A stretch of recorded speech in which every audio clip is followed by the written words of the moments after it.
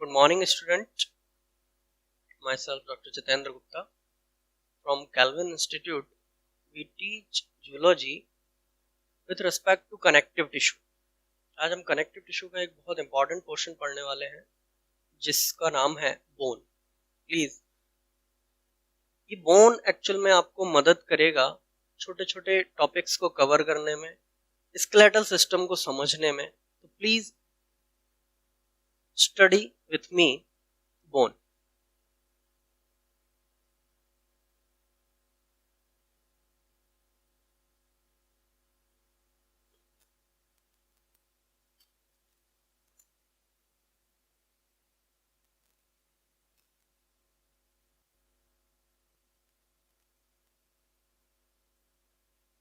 Firstly, we can discuss about the structure of bone. I draw a diagram which help to recognize the structure of bone.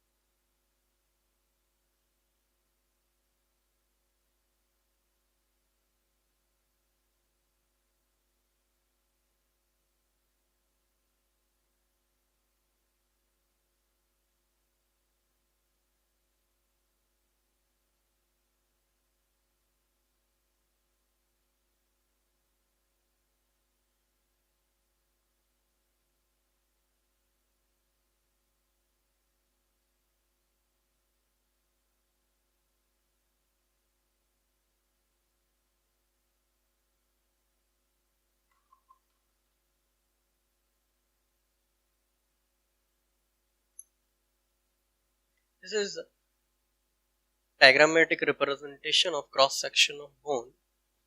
हम देख रहे हैं यहाँ पर जो आउटिन कवरिंग है उसे कहते हैं पेरिओस्टियम. ये आउटर कवरिंग है और इसमें पाए जाने वाले फाइबर वाइट फाइबर और कनेक्टिव टिश्यू के होते हैं, जिन्हें हम शार्पेज फाइबर्स भी कह सकते हैं. इसके नीचे पाई जाने वाली एक सेल की लेयर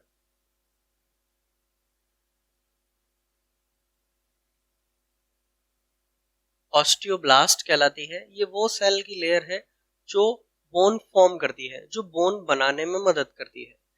यही सेल मैच्योर होकर ऑस्टियोसाइट बनाती है. ऑस्टियोसाइट कहां पर पाई जाएंगी? हम इसका मैट्रिक्स देख रहे हैं. हम इसका मैट्रिक्स, ये इसका मैट्रिक्स है. इस मैट्रिक्स में रिंग लाइक स्ट्रक्चर फॉर्म हो गए हैं. उन रिंग लाइक स्ट्रक्चर को कहते हैं हम lamellae. Like that, this is ring like structure, lamellae. In lamellae पर जगह जगह पर lacuna is space in which osteocyte present. वहां पर लैकुना पाए जाते हैं विथ ऑस्टियोसाइट. देख लीजिए, पेरिओस्टियम आउटर कवरिंग है, उसके बाद है नीचे ऑस्टियोब्लास्ट. जो बोन फॉर्मिंग सेल्स हैं वही मैच्योर होकर ऑस्टियोसाइट बन जाएंगी और इस रिंग पैटर्न लाइक लैमेली जो मैट्रिक्स का पोर्शन है में अरेंज हो जाएंगी. और अरेंज होकर जिस स्पेस में अरेंज होंगी उस स्पेस को हम लैकुना कहते हैं और अब ये ऑस्टियोसाइट कहलाएंगी. ये मेन सेल्स हैं बोन्स की. अब हम क्या करते हैं, हम देखते हैं कि ये सिस्टम और कौन कौन सी सेल्स को लिए हुए होता है. एक्चुअल में मैट्रिक्स में पड़ी हुई कुछ और सेल्स होती हैं, जिनमें से एक का नाम है ऑस्टियोक्लास्ट. Osteoclast cell. ये ऑस्टियोक्लास्ट सेल होती हैं, ये डिग्रेडेशन के लिए जिम्मेदार होती हैं. एक्चुअल में जैसे हम कहते हैं फेगोसाइटिक सेल, तो बोन की फेगोसाइटिक सेल ऑस्टियोक्लास्ट सेल होती हैं. बीच में जो आप कैनाल देख रहे हैं, ये कैनाल कहलाती है हैवर्सियन कैनाल. Haversian canal. चूंकि हम एक बोन का क्रॉस सेक्शन देख रहे हैं तो हैवर्सियन कैनाल इस तरह से होगी और इन हैवर्सियन कैनाल को आपस में जोड़ने वाली कैनाल्स होंगी, जिन्हें हम कहेंगे वोल्कमैन कैनाल। हैवर्सन कैनाल बड़ी होती हैं, लंबी होती हैं, क्योंकि बोन की एक्सिस के अकॉर्डिंग होती हैं, और वोल्कमैन कैनाल उन्हें जोड़ने वाली होती है। नीचे हम जो देख पा रहे हैं, नीचे एक सेल की लेयर है जिसे कहते हैं एंडो ऑस्टियम, जिसे कहते हैं एंडो ऑस्टियम। उसके नीचे बोन मैरो पाया जाता है। किसी भी डायग्राम का क्रॉस सेक्शन जब हम इस तरह से देखेंगे राउंड, तो हमने उसका एक छोटा सा सेगमेंट लिया हुआ है, और उस छोटे से सेगमेंट में हमको दिख रहे हैं लेकुना, ऑस्टियोसाइट, जो इनकी मेन सेल्स हैं जो एक्चुअल में बोन बना रही हैं। बीच में बोन मैरो भरा होता है, ये सेंट्रल पोर्शन है। शुरुआत में क्या होता है कि जब न्यूबॉर्न बेबी होता है तो उसमें लगभग हर बोन में रेड बोन मैरो होता है, लेकिन जैसे जैसे बेबी बड़ा होता है वैसे वैसे बहुत सारी जगहों की red bone marrow yellow bone marrow में कन्वर्ट हो जाती है, और रेड बोन मैरो बहुत ही कम लोकेशंस पर रहती हैं, जैसे कि ribs, scapula, vertebrae, cranium, etcetera etcetera. यानी कि यही वो जगह हैं जहां पर फॉर्मेशन ऑफ ब्लड सेल्स चालू है। इनके अलावा बाकी जगहों पर येलो बोन मैरो कन्वर्ट हो गई है, इट मींस वहां पर डिपोजिशन ऑफ फैट होने लगा है। किसी इमरजेंसी कंडीशन में, इमरजेंसी कंडीशन का मतलब होता है कोई एक्सीडेंटल, इस तरह की कंडीशन में ऐसा हो सकता है कि yellow bone marrow sometimes red bone marrow में कन्वर्ट हो जाए, ताकि कंपनसेटरी मैकेनिज्म हो पाए और जो ब्लड रिलेटेड लॉस हुआ है वो कंपनसेट हो पाए। इसी के साथ एक बात और है कि अगर हम एक लॉन्ग बोन का डायग्राम देखें इसी के पैरेलल कंपेयर करने के लिए, तो मैं यहीं पर डायग्राम दिखा रहा हूं आपको।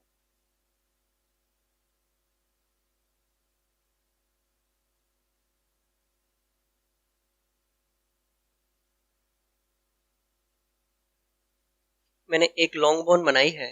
इस लॉन्ग बोन के कॉर्नर, इस लॉन्ग बोन के कॉर्नर एपिफाइसिस कहलाते हैं।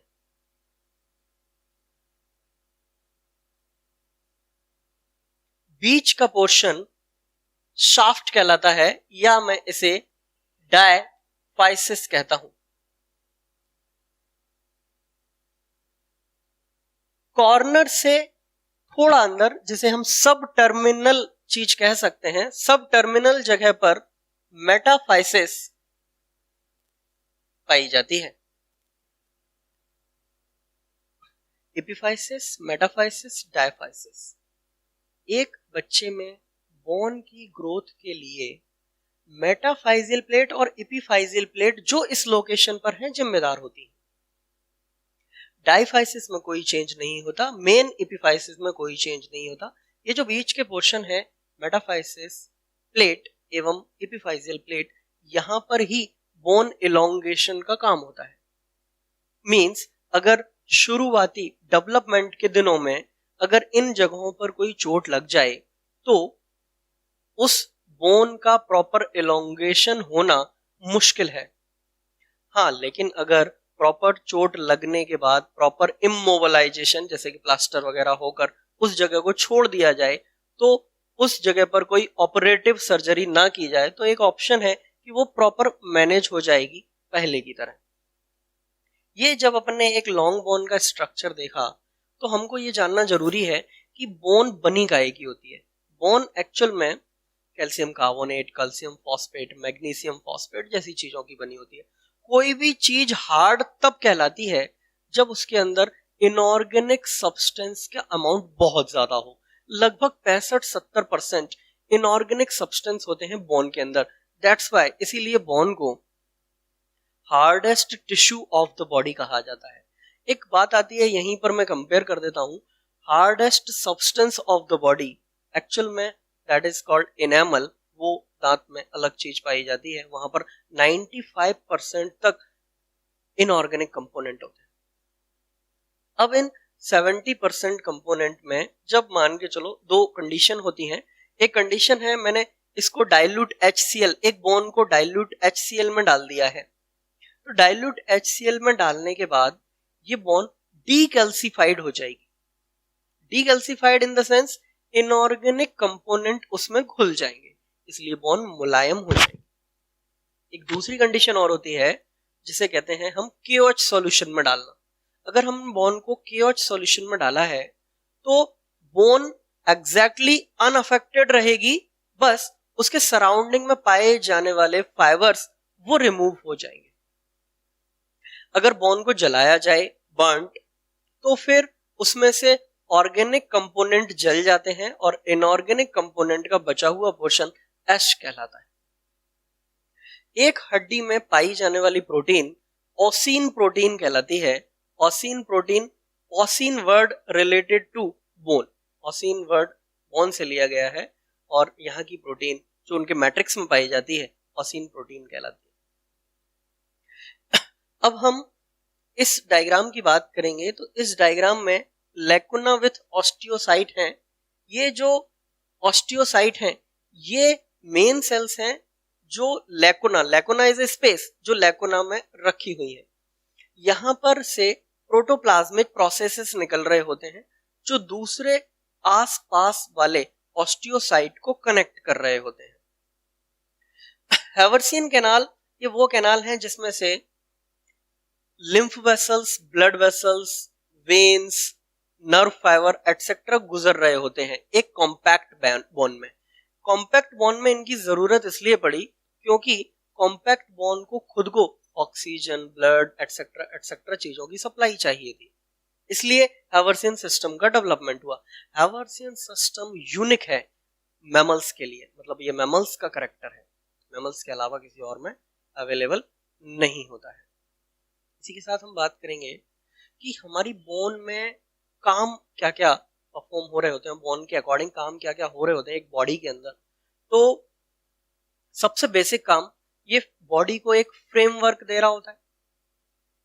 फ्रेमवर्क का मतलब होता है कि हमारा शेप और structure based on this framework, उस पर मसल आकर जोड़ती हैं एटसेट्रा एटसेट्रा। एक दूसरा बड़ा फंक्शन होता है हमारे इंटरनल ऑर्गन को प्रोटेक्शन देना। बॉडी के अंदर पाए जाने वाले heart etcetera etcetera internal organ है वो थोड़ा से केज जैसे चीजों से घिरे रहते हैं ताकि प्रोटेक्ट रहते हैं। एक तीसरा बड़ा काम है आरबीसी ब्लड सेल्स का फॉर्मेशन करना। जैसा कि मैंने बोला बोन मैरो आरबीसी फॉर्म करती है, ये तीसरा और बड़ा काम है। एक और काम होता है हमारी बोन मैरो का कि इनिशियल फेज का मतलब जब बच्चा एम्ब्रियोनिक स्टेज में होता है उसके बाद एम्ब्रियोनिक फेज में आरबीसी का फॉर्मेशन योगसेक करता है, लेकिन उसके बाद ये एक्टिवेट होकर जिंदगी भर लाइफ टाइम आरबीसी का फॉर्मेशन करता है। जैसा कि मैंने अभी बोला कि एडल्ट लाइफ में कुछ ही जगहों पर रेड बोन मैरो रह जाती है, बाकी की जगहों पर red convert into the yellow bone marrow for fat deposition हो जाता है। यहीं पर हम एक टाइप्स ऑफ बोन्स देख लेते हैं।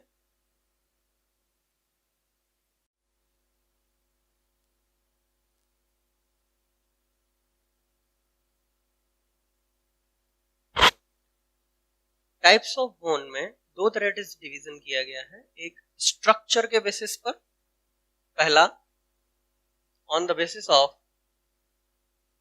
स्ट्रक्चर। स्ट्रक्चर के बेसिस पर मेनली टू टाइप से बांटा गया है बोन को। पहला है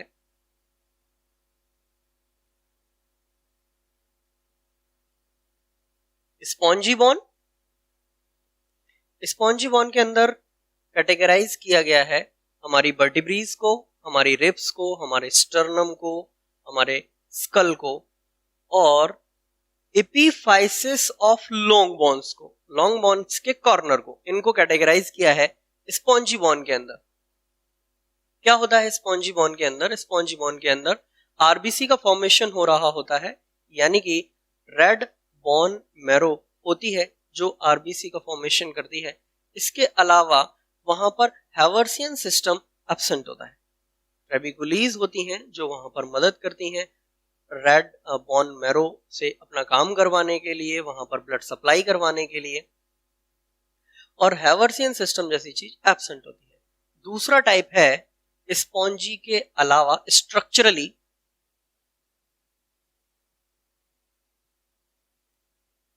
कॉम्पैक्ट बोन, कॉम्पैक्ट बोन जो है वो हमारे लॉन्ग बोन्स के डायफाइसिस कहलाते हैं। जैसा कि अभी अपन ने देखा था, डायफाइसिस ऑफ लॉन्ग बोन्स, बीच के पोर्शन, वो कॉम्पैक्ट बोन की कैटेगरी में आएंगे। और वहां पर चूंकि सारी चीज डेंसली पैक्ड होती है, इसलिए वहां पर हैवर्सिन सिस्टम पाया जाता है, लेकिन येलो बोन मैरो जो है वो पाई जाती है रेड बोन मैरो के comparison. This are two type, spongy and compact bone. एक अलग तरह से डिवीजन करके देखते हैं, जैसे कि ये स्ट्रक्चर के बेस पर हुआ है, ऐसे दूसरा है ओरिजिन के बेस पर।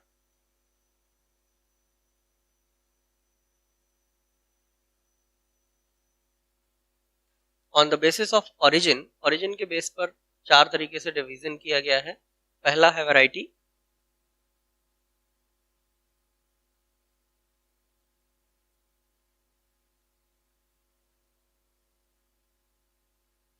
Replacing bone. रिप्लेसिंग बोन को कार्टिलेजिनस बोन भी कहते हैं। एक्चुअल में क्या होता है, जब बच्चा पैदा होता है, जब बच्चा बॉर्न होता है, उस समय ढेर सारी कार्टिलेज इन दैट बॉडी, उस बॉडी में बहुत सारी कार्टिलेज होती है, जो कार्टिलेज धीरे धीरे ऑसिफाई होकर बोन का रूप ले रही होती है। इसीलिए रिप्लेसिंग बोन का नाम रिप्लेसिंग या कार्टिलेज इसीलिए रखा गया है, क्योंकि वो बहुत सारी कार्टिलेज जो ऑसिफाई होकर बोन बनाने वाली हैं, वो इसी वैरायटी के अंदर आएंगी। मैं एग्जांपल लेता हूं, लिम्स, हाथ और पैर। लिम्स एक एग्जांपल है, इसके साथ एग्जांपल है गर्डल, बट क्लेविकल को छोड़कर।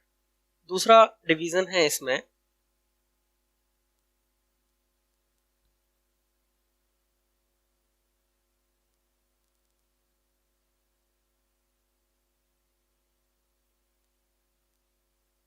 Membranes bone. मेम्ब्रेनस बोन का मतलब होता है ऐसी बोन जो डर्मिस के ऑसिफिकेशन से बनती है। इनका दूसरा नाम डर्मल बोन भी कह सकते हैं। ये जो एपिडर्मिस और डर्मिस जैसी सरफेस होती हैं स्किन की, उनमें से डर्मिस के ऑसिफिकेशन से बनने वाली चीज है।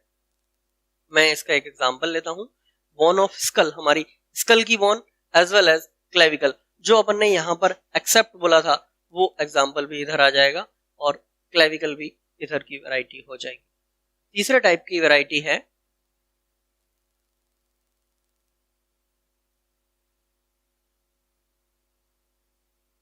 सीसमॉइड बोन। सीसमॉइड बोन का मतलब होता है, दो तरह की चीजें होती हैं, लिगामेंट और टेंडन। लिगामेंट वो चीजें होती हैं जो बोन से बोन को जोड़ रही होती हैं, टेंडन वो चीजें होती हैं जो बोन से मसल्स को जोड़ रही होती हैं। तो हमारी बॉडी में इनिशियल टेंडन के ऑसिफिकेशन से बनने वाली चीज सीसमॉइड बोन कहलाती हैं। दो एग्जांपल ले रहा हूं इनके, पिसीफॉर्म। पिसीफॉर्म हमारी रिस्ट की हड्डी होती है, और एक दूसरा एग्जांपल है patella, which is also called knee cap. Actually ये घुटने की हड्डी होती है। चौथी वैरायटी है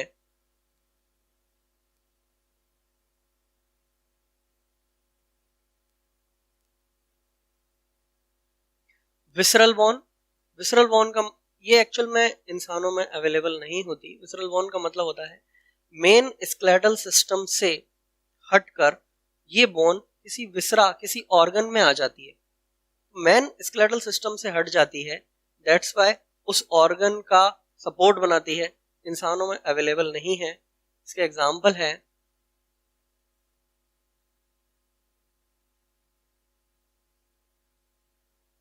ऑस्पेनिस, रैट के पेनिस में। इसके एग्जांपल है ऑस्कॉर्डिस, डियर के हर्ट में। इसका एग्जांपल है ऑस्पाल्पेब्री।